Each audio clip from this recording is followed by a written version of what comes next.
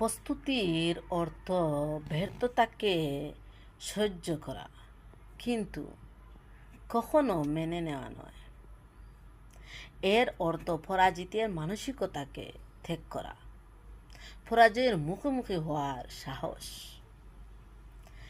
একবার ব্যর্থ মনোরথ হয়েও নিরুৎসাহিত না হওয়া। প্রস্তুতি নিয়ে পরাজিত হওয়ার যে সহ্য করার অবস্থা, এটাকে ধৈর্য ধরা আর সাহস নিয়ে সামনে দিকে এগিয়ে যাওয়া।